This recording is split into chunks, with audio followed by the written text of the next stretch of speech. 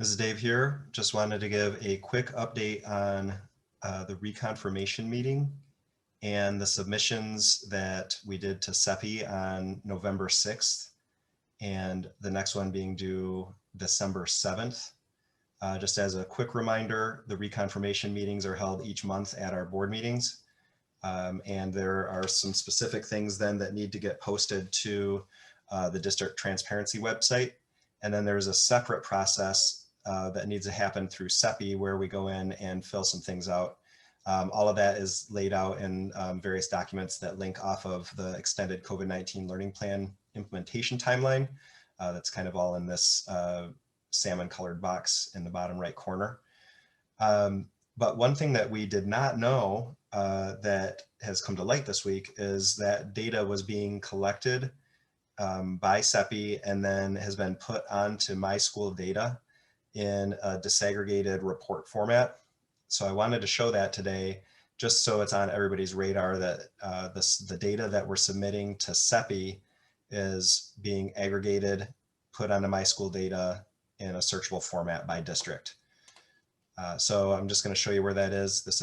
I'm just at myschooldata.org, and it's under dashboards. And if you go to the dashboard section, it is the extended COVID-19 learning plan dashboard. So once it loads, it looks like there's just a very little bit of data. And you actually have to scroll down in a kind of like an internal spot to see it. So if you just scroll on the outside, it looks like, oh, wow, it's just giving us some big state level data here. But you can actually scroll down this middle section, and this is where it gets into that those searchable fields. So I'm just gonna go ahead and go to Muskegon ISD.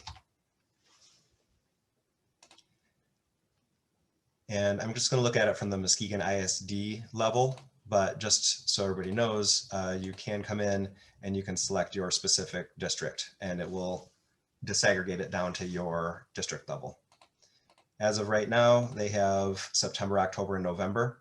This will get updated on a monthly basis. So like I mentioned earlier, the December reporting is due on December 7th.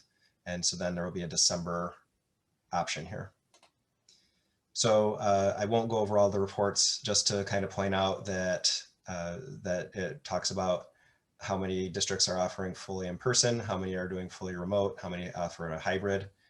It breaks it down into the percentages that are of students that are fully remote.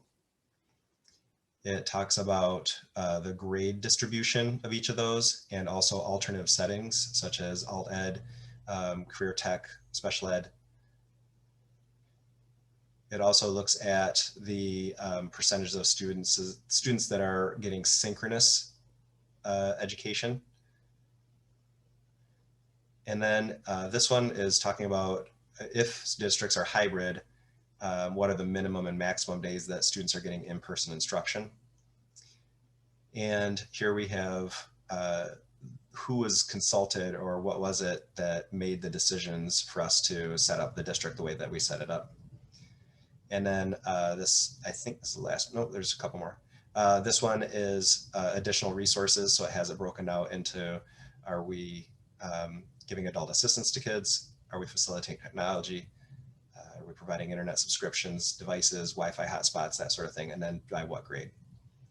And the final report here gets into any additional supports that weren't provided previously to special populations, such as language learners, IEP 504, 31A, etc. So again, this is all, you can disaggregate all of this data down to the individual district level. And it all kind of comes together. If you go all the way to the very bottom, there's a link out to a site maintained by MSU. So their research division, EPIC, it provides a report here. And right now it says the full November report because that was our first submission, was on November 6th. So this report covers everything for September, October, and November. There will be a new report that gets released in December, January, February, etc. And it's interesting to just look into the report to see what's there. It's really quite extensive. It ends up being over 30 pages long. And it breaks it out in multiple ways. Breaks it out by race, ethnicity. It breaks it out by urban districts, rural districts, suburban. It breaks it out by region. So we're in region 2. And it just breaks out the data in lots of different ways. So this data is being considered very closely. It's being researched by EPIC, and I'm sure that that's being provided to the legislature.